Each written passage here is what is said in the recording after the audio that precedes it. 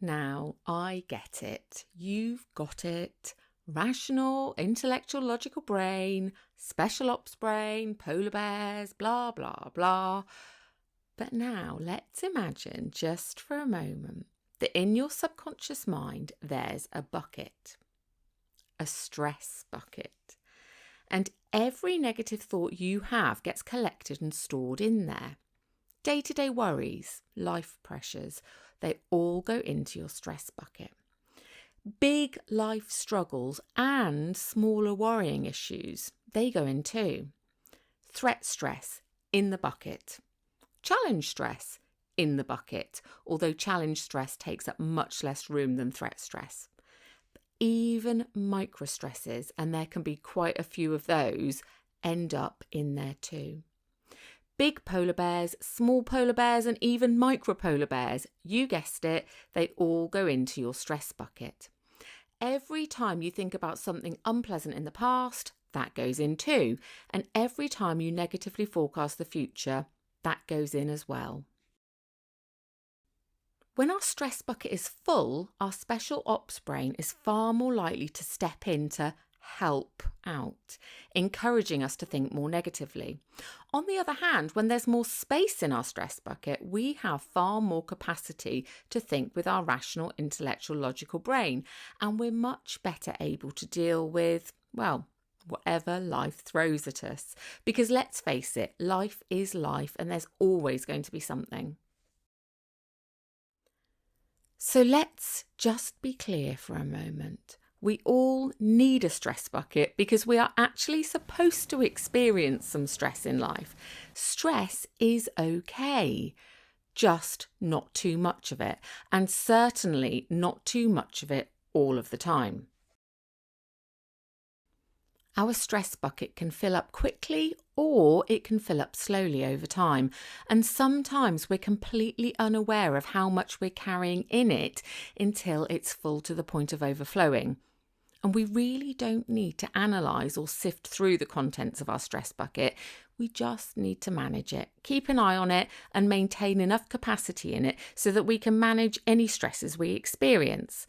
And of course, have the capacity to feel calm, happy and confident and enjoy our lives. And the great news is that we have a wonderful natural way to empty our stress bucket, and that happens when we sleep. During sleep, particularly the REM part of sleep, rapid eye movement, where we dream, our brain processes the events of the day, helping to sort and file all of our experiences. It can take the edge off negative memories by downgrading and softening some of the big emotional stamps the amygdala, our security guard, may have put on them. Sometimes we remember our dreams clearly, and often we don't. Sometimes our dreams are obviously linked to things going on in our lives, and sometimes they're not. But either way, they are serving an important purpose. They're helping our brain deal with things for us, removing them from our stress bucket and processing them, updating, storing and sorting all our subconscious files. And that's why we can often feel better about something after a good night's sleep. It's nature's way of helping us process, regulate and reset. And it's great waking up in the morning with an empty stress bucket. But sometimes we don't. And that means we can find ourselves in a bit of a vicious cycle. With less capacity in our stress bucket, our special ops brain becomes more reactive. And the more reactive it is, the more likely we are to think and feel negatively about things, which of course just puts even more back into the bucket. And it's easy to say that we should prioritise sleep unless we're struggling to get it. Fear not though, a little later on you'll discover a really simple tool that can help improve the quality of your sleep. But sleep isn't the only way we can manage our stress bucket. The way we think about things is really important. It determines how much space they take up in our stress bucket, which part of our brain is in charge, and of course, the part of our brain that's in charge then influences how we feel about things. Which is great when your rational, intellectual, logical brain is in charge, because you're more likely to think about things in ways that are helpful to you and steer them clear of your stress bucket. But not so great when your special ops brain is getting too much influence on your thoughts, encouraging you to think negatively, filling up your stress bucket, and leaving you feeling less calm, less confident, and less able to deal with things. You know, that thing, that meeting or awkward conversation you're really not looking forward to. The more you think about it, the more you dread it, running scenarios through your mind of everything that could go wrong. In reality, it might turn out not to be that bad at all. It might even go quite well. But by that point, you've already put yourself through it umpteen times, imagining it as a total disaster and filling up your stress bucket in the process. We know that different people can respond very differently to the same situations. Some people are terrified of spiders while others aren't bothered at all. Some people hate flying while others are perfectly happy to jet set off around the world. The situation might be the same, but the response is completely different, and that comes down to our thought patterns. Two people can experience exactly the same event, yet experience it in very different ways. So it's not just what happens in our lives, it's the way we think about what happens that shapes our experience and plays a huge role in how it feels to us. Have you ever noticed that you can feel completely differently about the same situation on a different day, depending on how full your stress bucket is? And that may simply be because you've got no capacity left to give. Or perhaps you do have the capacity to think a little more positively. So, our thoughts, feelings, and beliefs about ourselves and the world around us, our mindset, really do shape our whole experience of life. It's like the frame or lens through which we experience the world. But here's the thing. Much of what makes up our mindset, the way we think, what we feel and believe, our attitudes, interpretations and expectations, isn't something we consciously sit down and decide on in the moment. So much of it happens without us even realising, through automatic thoughts and subconscious patterns running quietly in the background. Patterns that develop as the brain strengthens certain neural pathways and connections over time. In fact, it's estimated that over 90% of what goes on in our minds happens at a subconscious level. And that's why it can sometimes feel like our minds have a life of their own, and we can end up feeling frustrated by the way we think, how we feel, and even by the things we do. It's also why we can't necessarily just decide to think differently about something and put it straight into practice. But you do actually have more control than you might think. It's true that we can't control every thought that pops into our heads, but we can choose how we react to those thoughts. We can't control other people or everything going on in the world around us, but we can choose how we respond. There's so much in life we can't control, but we can feel much more in control of our own mind. When you want to, you really can make changes to the way you think and feel about yourself and the world around you. You can feel calmer, happier and more confident. You can achieve what matters most to you and get the most out of life. But the secret is this. When we want to make changes, we can't rely on our conscious mind alone. We need to influence things at a subconscious level too.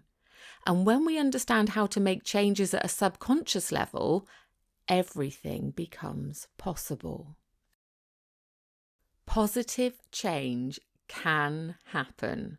We can design and influence our mindset, and this happens best when we calm our special ops brain, reduce stress hormones, regulate our nervous system, empty our stress bucket, and get our sleep patterns working more effectively, which might sound like a tall order, but actually it isn't. One of the most effective ways we can work towards all of these things is by making sure we give our minds and nervous systems time to relax. Relaxation helps counterbalance the stress responses we've been talking about. It helps the nervous system to settle, stress hormones to reduce, and it gives the brain the opportunity to process things properly. But for many of us, relaxing isn't always that easy. When our special ops brain is busy and our stress bucket is already quite full, simply deciding to relax can feel surprisingly difficult. And that's where guided relaxation can be really helpful. Listening to a guided relaxation, like the Mindset Style audios, is a simple and effective way to help create the conditions that allow all of this to happen.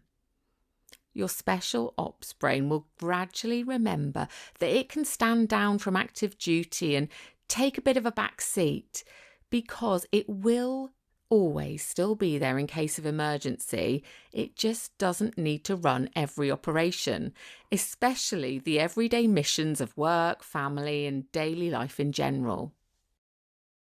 And if you listen to a guided relaxation audio at bedtime on a regular basis, it can have a really positive impact on your sleep patterns too. These audios help relax both your mind and your body, supporting your brain to empty your stress bucket easily and naturally over time. And you won't need a lecture here about caffeine or blue light. What really matters is giving your mind the chance to settle, allowing your subconscious to do some of that important processing and bucket emptying it's designed to do, which of course helps improve the quality of your sleep in the long run. But it doesn't have to just be bedtime. You can listen anytime, as long as you're not driving or doing anything else that requires your full attention. You might listen on your lunch break or any time you have a few minutes to yourself. You could even set your alarm half an hour earlier in the morning, pop a Mindset Style audio on, set your alarm to wake you at the end, and drift back off again. And the best part is, you don't need to actively listen to every word. Your conscious mind can do whatever it likes. You might notice your mind wandering, thinking about your plans for the week, or remembering something you need to add to the shopping list. But none of that matters, because it's actually your subconscious mind that will be doing its thing without you needing to make any effort at all.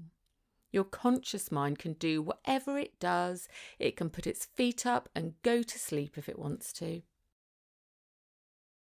So, we've seen how our special ops brain tries to keep us safe, but also how it can affect the way we think and feel, which in turn can fill our stress bucket.